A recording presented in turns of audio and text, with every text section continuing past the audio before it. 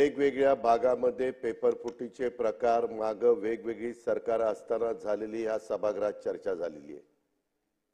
आम्ही पण मागे त्यांच्याबरोबर सरकारमध्ये होतो तेव्हाही पुण्यामध्ये काय घटना झाल्या हेही मला सगळ्यांना माहिती आहे। म्हणूनच देशाच्या पातळीवर ह्या संदर्भामध्ये पेपरफुटीचे प्रकार अजिबात होऊ नये।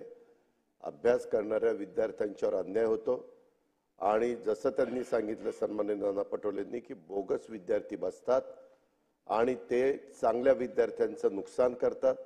त्याकरता तिथं मोठी रक्कम जो कोणी त्याच्यात दोषी असेल त्याला शासन करण्याच्या बद्दलचा त्याला शिक्षा करण्याच्या बद्दलचा निर्णय झाला आहे। स्वतः केंद्र सरकारने त्याबद्दलचं बिल ताबडतोब त्याच्याबद्दलचा अध्यादेश काढलेला आहे आणि त्याच्याचबरोबर नुसतं तसं केलं नाही तर आर्थिक बाबतीमध्ये देखील खूप मोठ्या प्रमाणावर दंड त्याला लावण्यात आलेला आहे।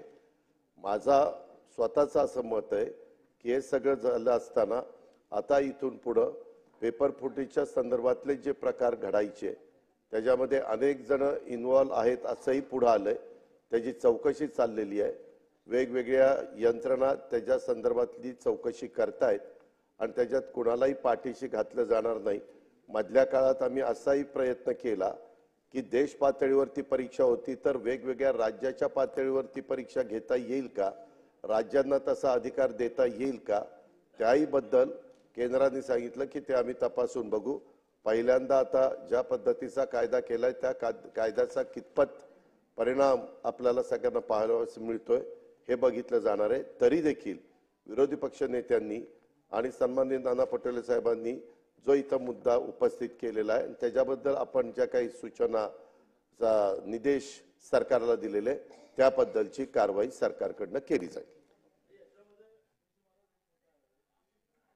स्वतंत्र कायदा महाराष्ट्रामध्ये या पेपर फुटीच्या मॅटर मध्ये राज्य सरकार करणार का? अनेक राज्यांनी केले, त्याला जन्मठेपेची शिक्षा दिली, कोट्यावधीचा दंड ठोकला। महाराष्ट्रामधले ज्या पेपर महाराष्ट्रामध्ये सुद्धा महाराष्ट्राच्या परीक्षेत तुम्ही तर आपण राज्य सरकार या विषयाला जर का आपल्याला न्याय मिळवून द्यायचा असेल तर माझी आपल्याला विनंती आहे की आपण योग्य आयुधातून चर्चा घडवून आणा। या विषयावरती आपण चर्चा घेऊया। नाना पटोले साहेबांनी परत मुद्दा उपस्थित केला, सजेशन फॉर ऍक्शन।